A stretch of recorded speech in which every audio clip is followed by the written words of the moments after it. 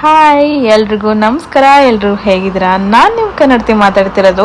So ನಾನಿವತ್ತು free ಇತ್ತು ಅಂದ್ಬಿಟ್ಟು ಹೀಗೆ ಶಾಪಿಂಗ್ ಸೆಂಟರ್ಗೆ ಬಂದ್ವಿ. ಸೊ ಶಾಪಿಂಗ್ ಸೆಂಟರಲ್ಲಿ ಶಾಪ್ ಮಾಡೋಕ್ಕಂತೂ ಅಲ್ಲ, ಜಸ್ಟು ಟೈಮ್ ಪಾಸಿಗೆ ತಿರುಗಾಡೋಣ ಅಂತ ಬಂದ್ವಿ. ಸೊ ಹಾಗೆ ನಾನು ಒಂದು ಸ್ಕ್ವಿರಿಲ್ ನೋಡಿದ್ವಿ. ಸೊ ಅಳಿಲು ನಮ್ಮ ಇಂಡಿಯನ್ ಅಳಿಲ್ಗಳು ನೋಡಿದ್ದೀರಾ, ರಾಮನ್ ಗೆರೆ ಇರ್ತವೆ.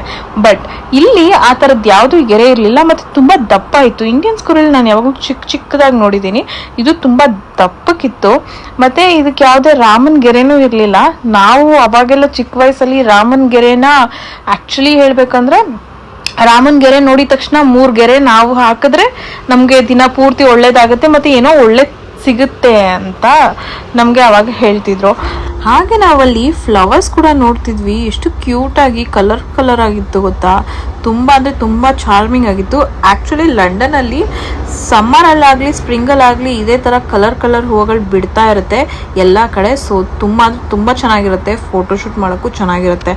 ಹಾಗೆ ನಾವು ಒಳಗಡೆ ಬಂದು ಬಬಲ್ ಟೀ ಕುಡಿಯೋಣ ಅಂತ ಬಂದ್ವಿ.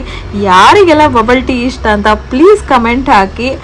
ನನ್ನನ್ನು ಮಾತ್ರ ಕೇಳಬೇಡಿ, ನನಗೆ ಬಬಲ್ ಟೀ ಇಷ್ಟ ಇಲ್ಲ. ಆ್ಯಕ್ಚುಲಿ ನನ್ನ ಫ್ರೆಂಡ್ ಹೇಳಿದ್ದಕ್ಕೆ ಬಬಲ್ ಟೀಗೆ ಹೋದ್ವಿ, ಬಟ್ ಯಾಕೆ ಅಂತ ಗೊತ್ತಿಲ್ಲ, ನನಗಂತೂ ಇಷ್ಟ ಇಲ್ಲ. ಸೊ ನೋಡಿದ್ರಲ್ಲ, ಸೊ ಹಾಗೆ ಬಬಲ್ ಟೀ ಕುಡ್ಕೊಂಡು ನಾವು ತಂಪಾಗಿ ಮನೆಗೆ ಹೋಗ್ತಿದ್ದೀವಿ. ಸೊ ಎಲ್ರಿಗೂ ಸಿ ಯು, ಬಾಯ್.